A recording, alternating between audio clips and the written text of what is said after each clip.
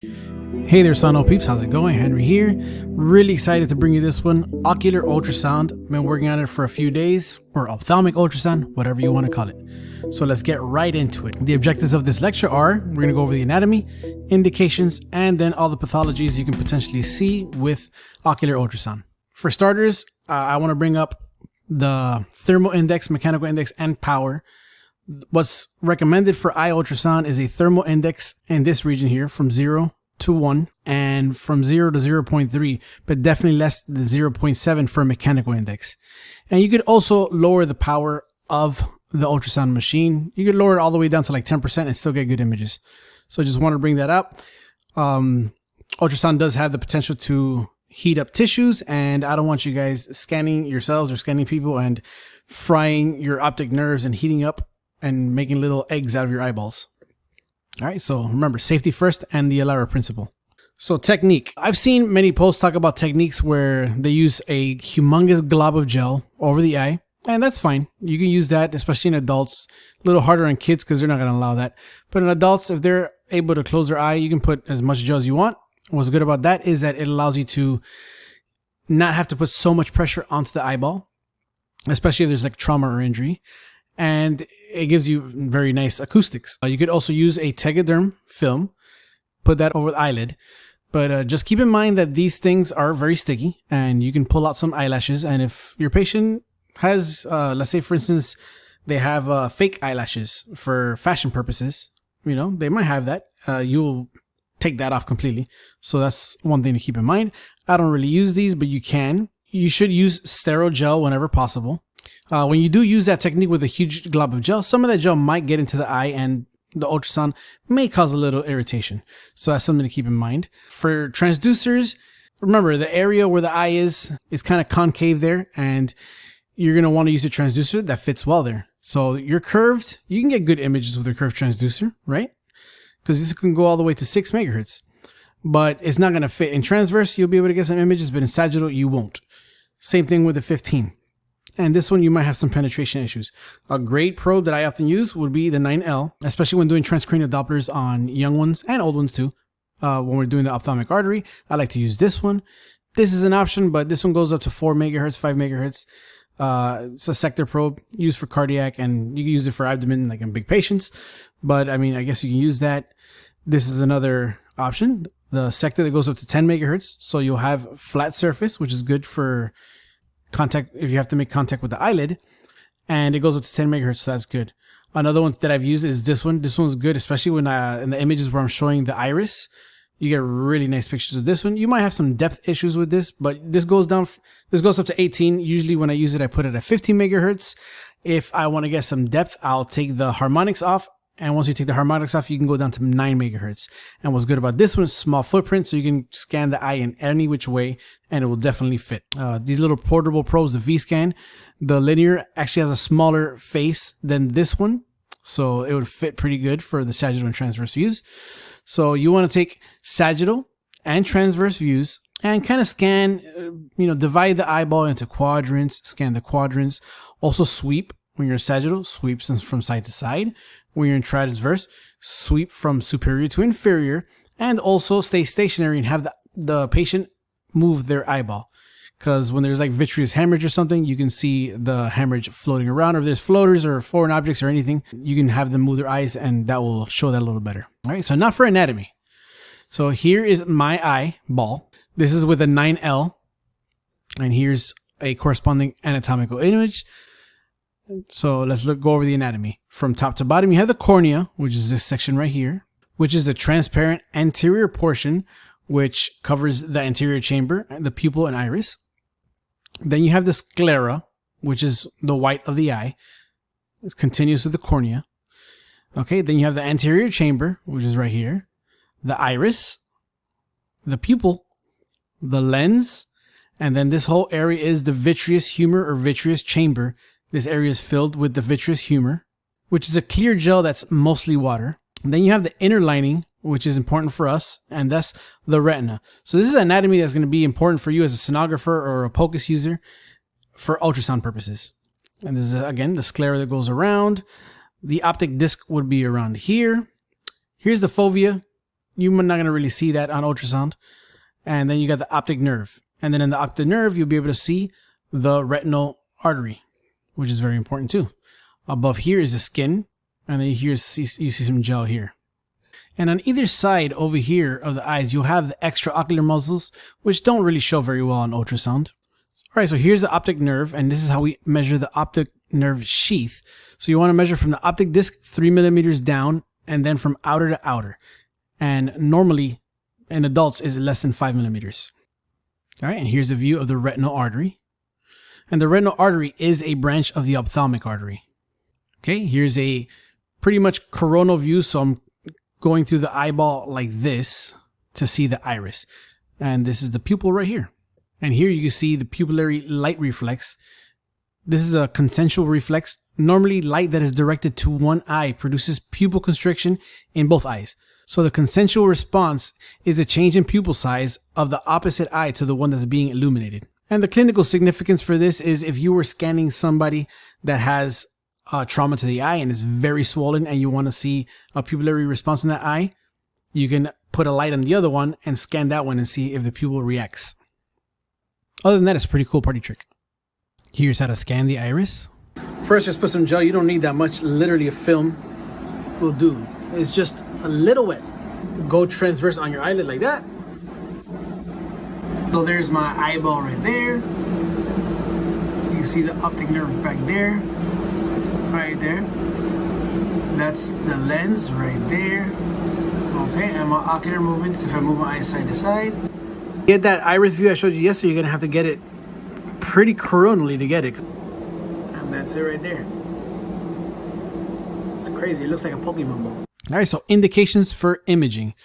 One of the most common ones would be vision loss. These ultrasounds are done, primarily in change in vision, acute eye pain, ocular trauma, intraocular foreign body, a suspected elevation of intracranial pressure, especially in ICU patients, and further evaluation of a mass or swelling, and also proptosis. So when you have like a bulging eye, you can do an ultrasound to check the retroorbital space, make sure there's not a mass there. One of the first things that you can see is retinal detachment. Now, retinal detachment is a peeling of the retina from its underlying supportive tissue. Common symptoms are flashing lights, seeing stars, or also called photopsia, presence of many new floaters that weren't there before, a shadow appearing in your peripheral vision, a gray curtain covering part of your field of vision.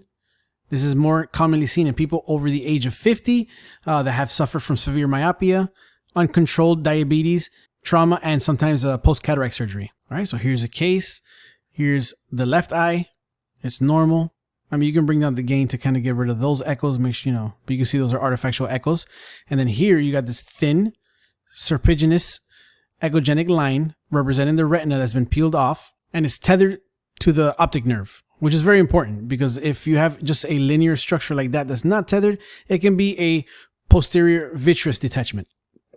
So in order for it to be a retinal detachment, it has to be tethered to the optic nerve.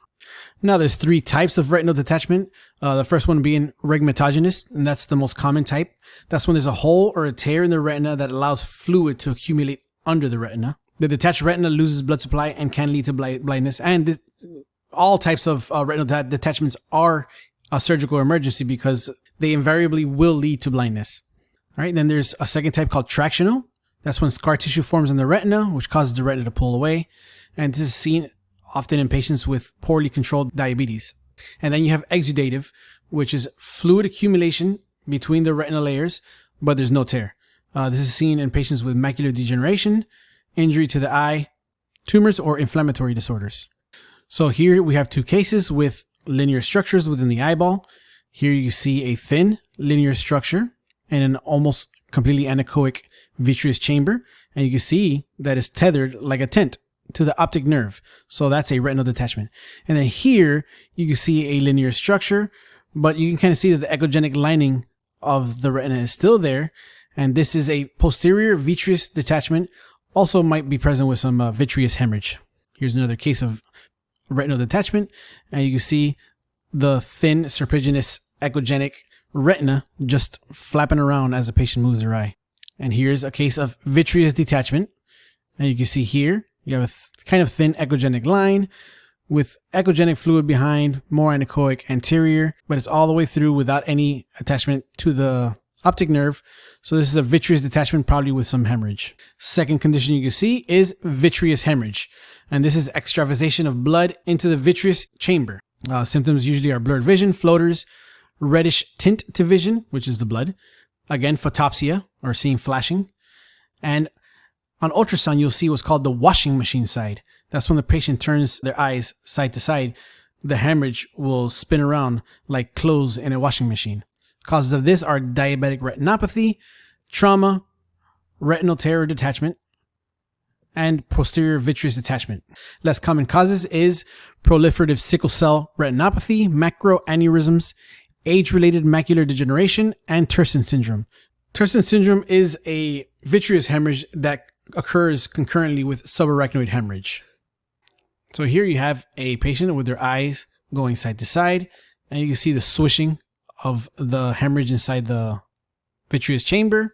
And here's obviously a washing machine showing that, washing machine sign.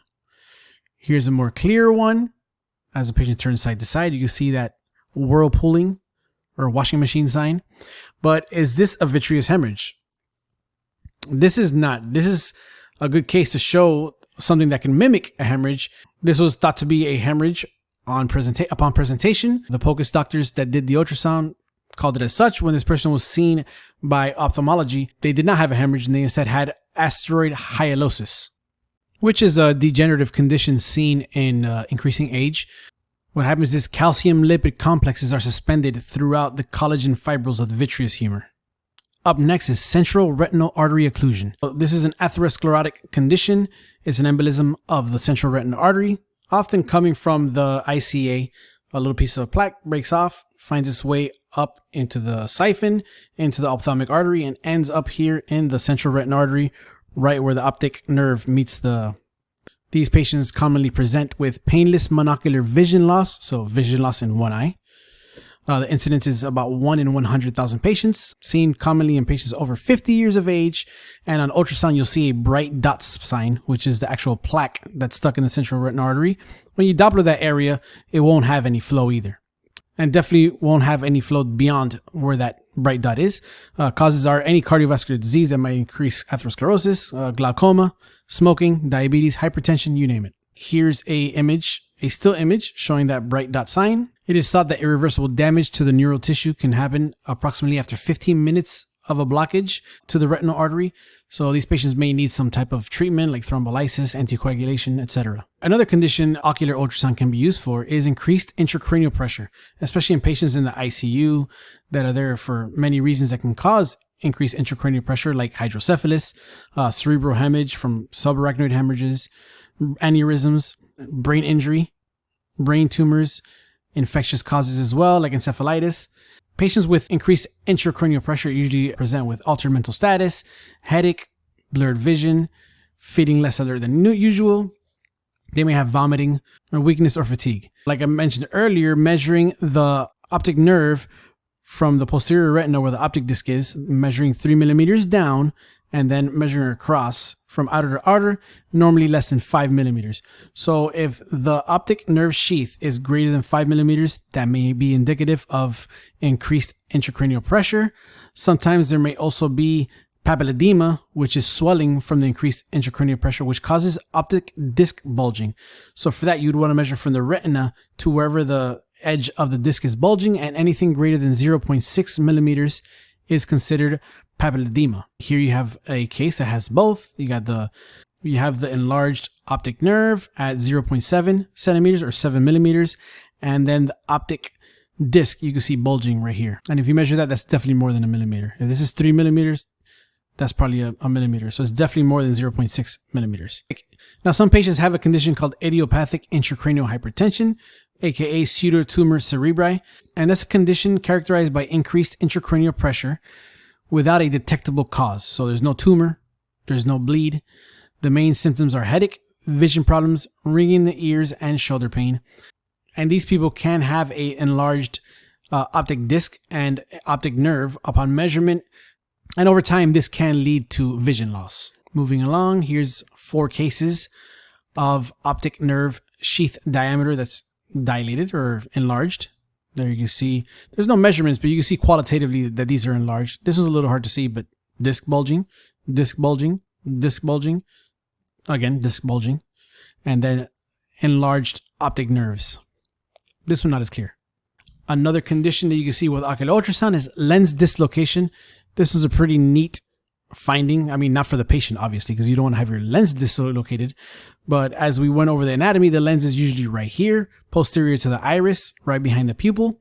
And people with lens dislocation can present with blurry vision, eye pain or headache, and diplopia or double vision. Causes are injury or trauma to the eye, repeated eye infections, myopia, can happen in Marfan syndrome and other connective tissue disorders, homocystinuria, and pseudoexfoliation syndrome, which is an aging-related systemic disease that can lead to the accumulation of flaky white material that's like protein fibers on the lens and can lead to glaucoma and vision loss. So here we have an example of a lens dislocation. So in these cases, the lens could either be dislocated but still attached to the ciliary body on either side. As you can see here, one part is not attached and the other one is so it's just floating into the fluid. And or you can see and it actually looks like there's some retinal detachment here. And you could also see the lens floating in the aqueous humor, as is here. So here is just the patient is supine. The lens is in the dependent portion of the orbit. It's just there floating. And that is wild. So these patients need surgery to reattach that lens. I think this is so interesting to look at. Wow. Another condition, foreign bodies. Just like anywhere else on the body, a foreign body can happen in the eye. Oftentimes people are, woodworking, metalworking, and little projectiles fly at their face. That's why people are always recommended to wear eye protection, because you don't want to damage your eye. People present with a history of injury and with a potential foreign body. They can have sharp pain in the eye with burning and irritation. Obviously, you have the feeling that there's something in your eye. It could be inside the aqueous humor, or it could be stuck into the cornea or sclera. You can have a scratchy feeling when blinking, blurred vision, and photophobia or, light sensitivity. Common causes are accidents, construction, metal workers, anybody who's doing anything where tiny projectiles might fly at your face and is not wearing goggles can have a foreign body. So what you'll see is within the vitreous chamber, you'll see an echogenic structure. And depending on the material makeup of that structure, there can be reverberation artifacts. If it's wood, it might not reverberate as much. If it's plastic or metal, it definitely will have some type of posterior shadowing or a reverberation. So here's a CT and ultrasound showing a foreign body within the eye. So that's a foreign body there. And the purple circle is denoting some possible hemorrhage. All right, here's another one from the Journal of Radiographics. This is an 80-year-old patient that 20 years prior had a retinal detachment that was fixed, and they put a cerclage and silicone in the eye. And here you can see from the cerclage there's reverberation artifacts. And then on the sagittal view, you can see the silicone and the posterior portion of the eye. And here in the CT, you can see the cerclage and the hypodense area, which is the silicone, this part. Up next is globe rupture, which is probably one of the worst ones you can have.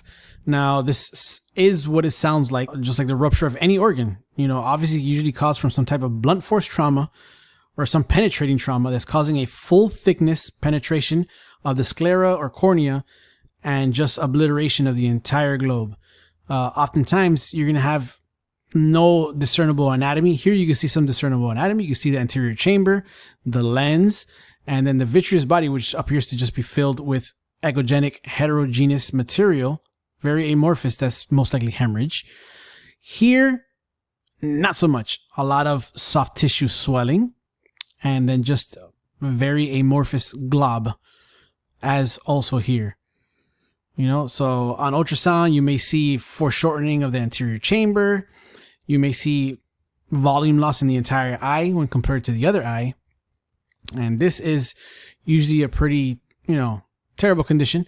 Most of the times, a patient has globe rupture, but, ultrasound is just one of the things you can do to maybe confirm it or see the extent of it, especially if the patient has a very swollen eyelid and you can't lift the eyelid. You can perform an ocular ultrasound to confirm a globe rupture. All right, up next, we'll be going over masses. These first up are retroorbital masses. So these are masses behind the eye. These patients often, if the mass is big enough, will present with proptosis. So they'll have bulging of one eye. And I know these two patients for sure, at least on their clinical imaging that I saw, had pretty intense proptosis. You can see here, this one's much more anterior than this one. So these are just 3 cases. One's a lymphangioma. So this is a lymphatic malformation. That's about, this is kind of blurry, but about 1.9 centimeters causing that proptosis.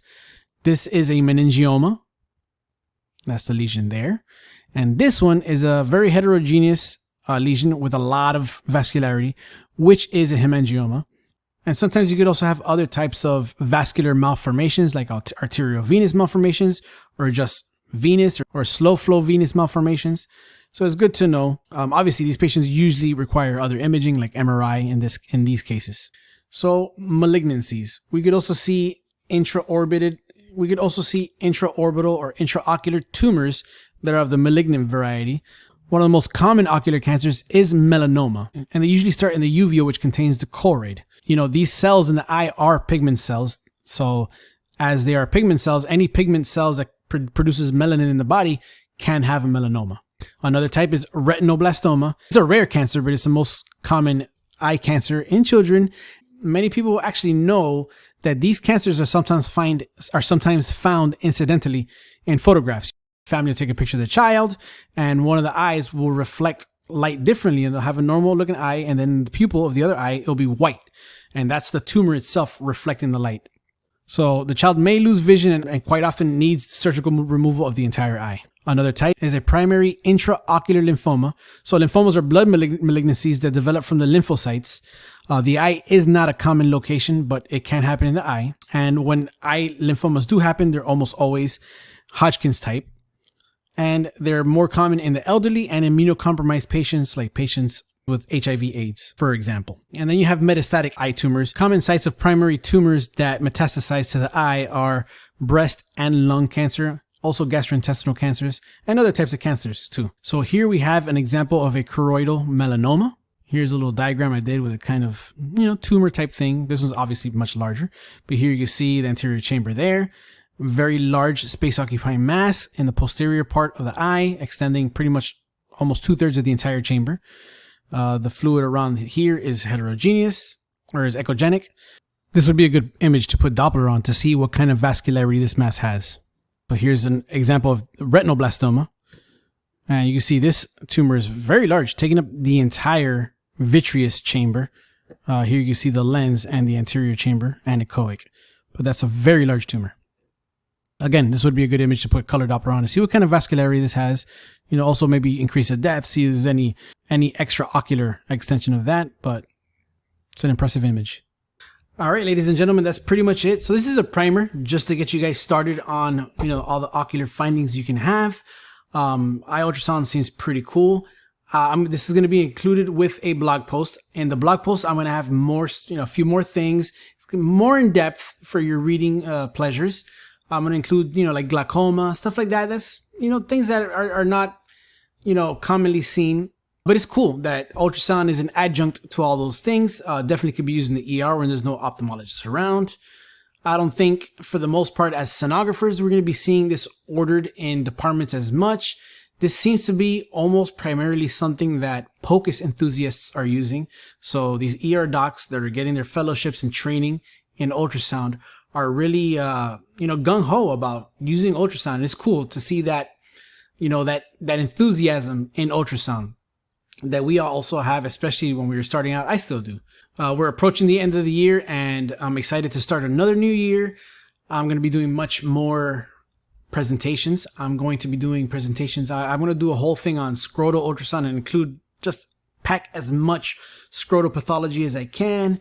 Try to do more gynecological things, maybe breast. I mean, I've done a lot of stuff, but there's still so much to cover. So thank you guys for being on this journey with me. Happy New Year. I'll still be posting in the month of December some funny stuff and other things as the month goes along. I also got asked to be a presenter in an Australasian Sonographic Association, I think, to be one of the presenters, and I'm super stoked about that. I'm going to come up with some stuff for that too. Just thanks, guys. Thanks for being part of this journey with me. I really appreciate it. I hope you find this stuff useful. The website, the TikToks, the Instagram, and YouTube. Thank you so much. Bye.